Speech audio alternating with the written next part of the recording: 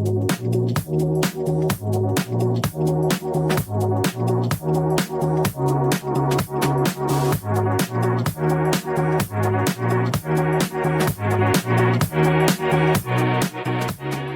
everyone, welcome back to Pray for the Trigger. Today we'll be doing the deck profile for the deck that I'll be taking for tourney this weekend. That's going to be Blangdmire. I believe we've profiled the deck before. I don't remember exactly. It's been a long time. I don't remember exactly what we profiled and what we didn't. But Blangdmire is a deck that I've actually really had a fun time playing. And I've gotten a lot of playtesting with it. I've played in a couple tournaments. I did top a couple times. Now we actually have a community here, so I get to actually play against a lot of new decks. But this week, I'll be playing Blangdmire because I believe it's one of the strongest decks that I can pilot. I personally believe that I'm very good with this deck, and I like the list that I came up with, so I'm going to show it to y'all, and then I'll have a tournament report probably on Monday after the tournament, because our locals is on Sundays, and we don't start until pretty late in the evening, so we don't start around until like 7, and the tournament doesn't end until like 9:30. And my locals is about like a 20-minute drive, so by the time I get back it'll be pretty late. But I will have the tournament report on Monday, and I believe by Monday Cat will also be back, so we'll be doing some matches, some gameplay, and you can maybe see some of the deck in action. But if not, I'm gonna try and see if my locals is okay with us recording, and maybe recording some of the matches. That way you guys can see a lot more decks than the ones that, and a lot more players than just me and Cat playing. But obviously for the ride line, nothing different here. You're playing the standard Blangdmire ride line. It's already pretty good. The only thing I change is the starter, because I think this is the best Dark State starter, so that's the one I'm playing.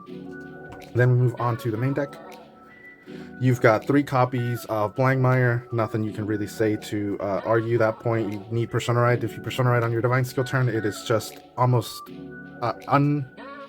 you can't lose in that game state, right? Hopefully, if you set everything up correctly, you can't lose. And then one more grade 3 I play is the Crucial Dragon, and that's mostly because you can use his OT ability to make it so that your opponent can't PG your like first attack on Divine Skill turn. Obviously, this is just like a maybe if it comes up, pretty good, but it's also still a 10k shield, so that's pretty good. But being able to just go, hey, I'm gonna swing, you can't use PGs, and then in their mind, they think that they can still use it on the first attack, but with Crucial Dragon, they're just not allowed to, right? And then if he attacks without being boosted, you can, retire and stuff. Doesn't come up as much, but it is still a way that you can get some extra soul.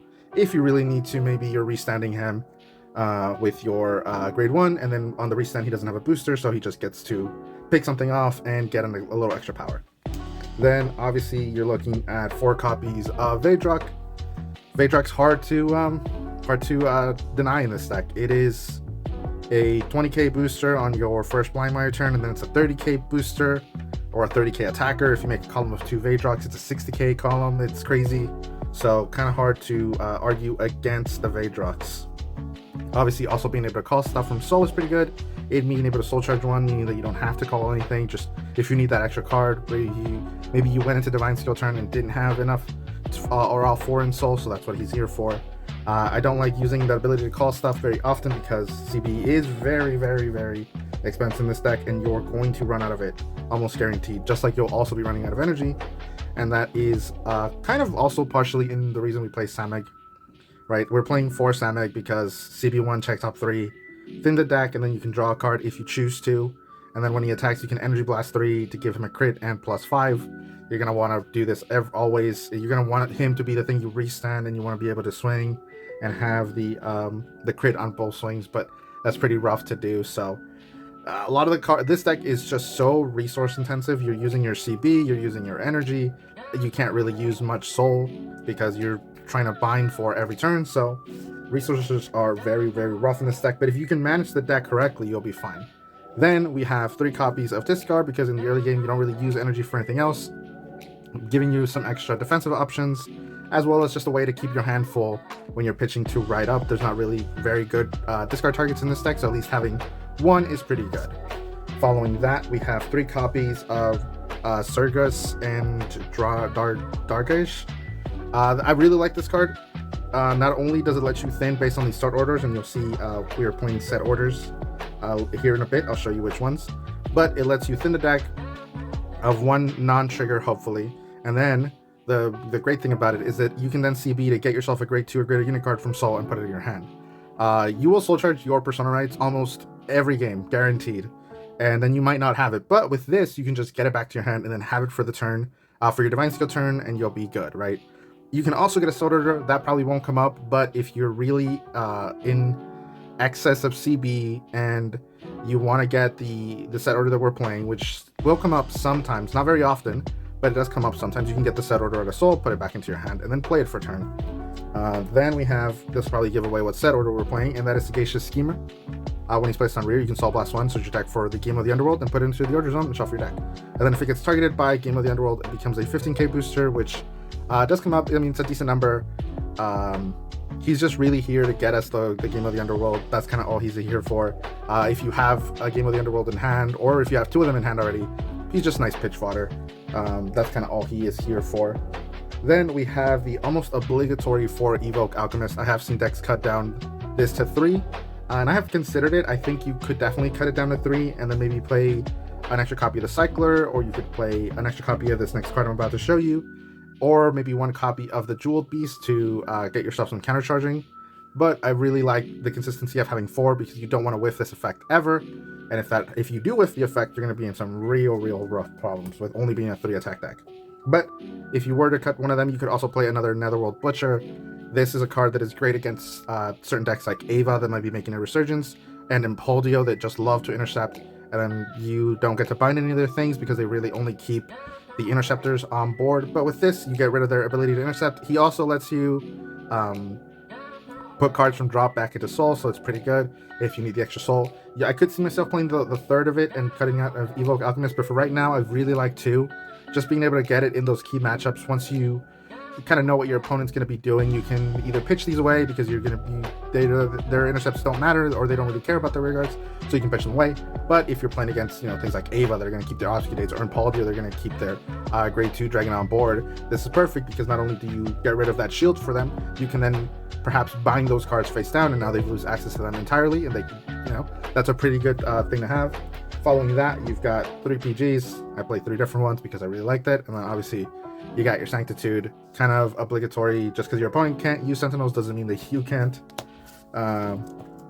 Then moving on to orders, we have 3 copies of Game of the Underworld. This might seem excessive, but you want to have 2 almost every game. So that's why I play the 3, because if you see one in your starting hand, you just need to dig for 1 more, and then it can just become pitch fodder after that, right? It doesn't...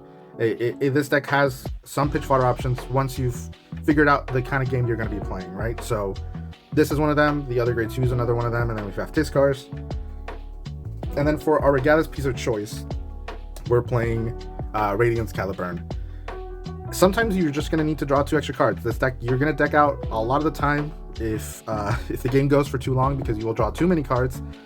But sometimes you just need to draw into 2 more cards and hopefully find the things you need, right?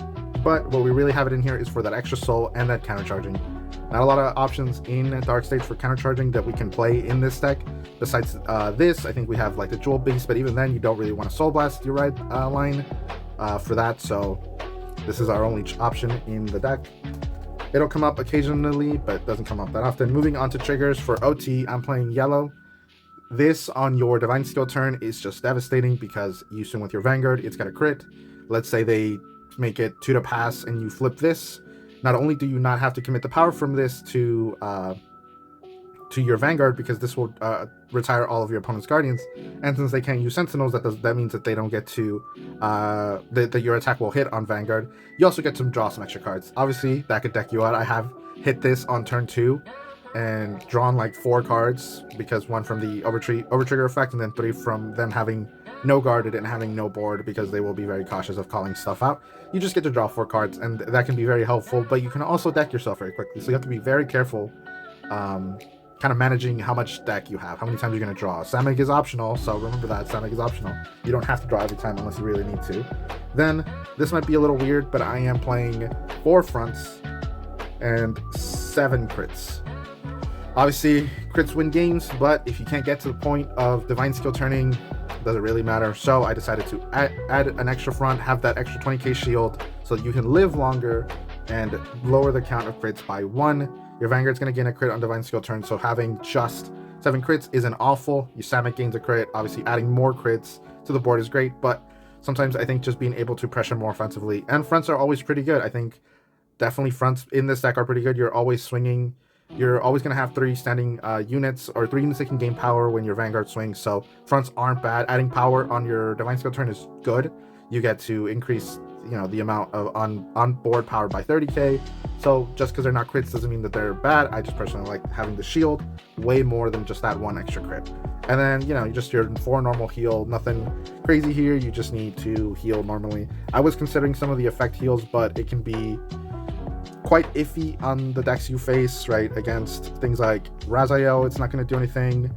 Against Varga, it will technically do something, but only against their Vanguard, and it's not going to be what the real issue is going to be. That deck has so much advantage and so many things that are just going to attack you outside of the Vanguard that you having a 10k against everything but their Vanguard is going to be pretty bad.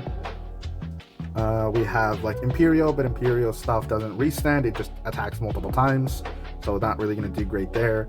So I just decided just 4 vanilla heal. 15k all the time is better than 25k very rarely, and against decks it is not going to do much against. But that is it for the deck profile. I will be playing this in locals this weekend because we are doing a mat tournament. So I kind of want to win. I want to get that mat, and then if you see a new mat on Monday when I do the tournament report, then you'll know that I won it. But with that, I'll let you guys go. Thank you all for watching, and let's pray for the trigger. Am I right?